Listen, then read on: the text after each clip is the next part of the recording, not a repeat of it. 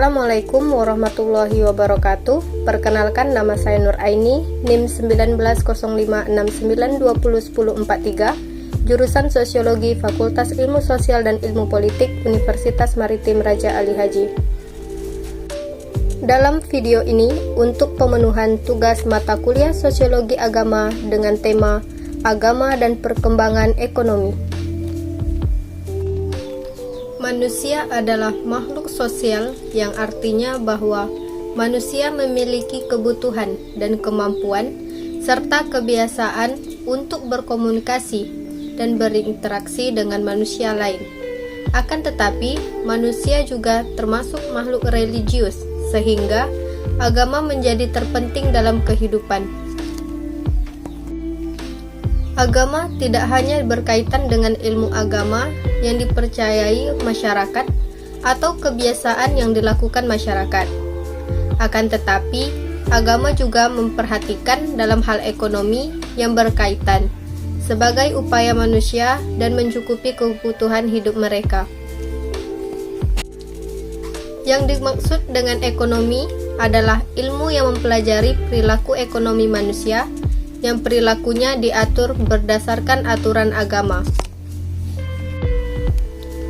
Ekonomi di sini merupakan sebuah pengetahuan tentang peristiwa atau juga persoalan yang berkaitan dengan upaya manusia secara individu maupun kelompok, atau bisa disebut juga sebagai usaha perorangan, dalam memenuhi kebutuhan yang tidak terbatas, yang dihadapkan pada sumber daya pemuas yang terbatas.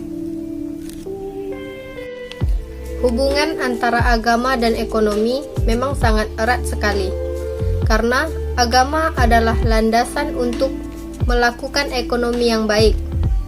Agama juga dapat mengantisipasi terjadinya kecurangan di dalam ekonomi yang sangat banyak sekali terjadi pada saat ini. Adanya kecurangan dalam ekonomi, sehingga ilmu agama merupakan sebuah panutan awal. Agama juga menjadi landasan yang kuat bagi ekonomi. Dalam menjelaskan tentang agama dan perkembangan ekonomi, terdapat beberapa pandangan dari para ahli, yaitu yang pertama pandangan Tarkot Parson. Ia menjelaskan bahwa adanya korelasi langsung antara aktivitas ekonomi masyarakat dengan corak keberagaman mereka. Selanjutnya, pandangan Max Weber yang membandingkan kegiatan ekonomi komunitas Protestan Calvinis dengan Katolik. Menurut Max Weber, wilayah mayoritas umat Protestan Calvinis dalam melakukan renovasi industri dan pertumbuhan bisnis berskala lebih besar dan lebih cepat berkembang ketimbang wilayah yang dihuni oleh umat Katolik. Dalam ajaran Calvinis, demi memenuhi kebutuhan atau kewajiban yang ditimpakan kepada setiap individual, yang merupakan konsepsi teologis tentang perintah dari Tuhan yang sudah ditentukan kepada setiap manusia untuk selalu melaksanakan tugasnya, yaitu bekerja. Bekerja di sini sebagai pemenuhan kebutuhan. Di Indonesia, berkaitan dengan mitos-mitos yang dijadikan sebagai tolak ukur hubungan antara kepercayaan agama dengan kegiatan ekonomi yang dipercayai oleh masyarakat sekitar di wilayah yang berbeda. Seperti halnya bagi masyarakat nelayan di daerah pesisir yang melaksanakan ritual sesaji untuk dewa atau sang penguasa laut, demi untuk keselamatan bagi masyarakat di daerah tempat tinggal masyarakat, maupun bertujuan agar diberikannya hasil tangkapan ikan yang banyak, karena mayoritas masyarakatnya yang bekerja di laut. Tujuan dari ritual ini sebagai nuansa kepercayaan masyarakat sekitar yang berharap akan kesejahteraan di bidang ekonomi selain dari kebutuhan dasar lainnya.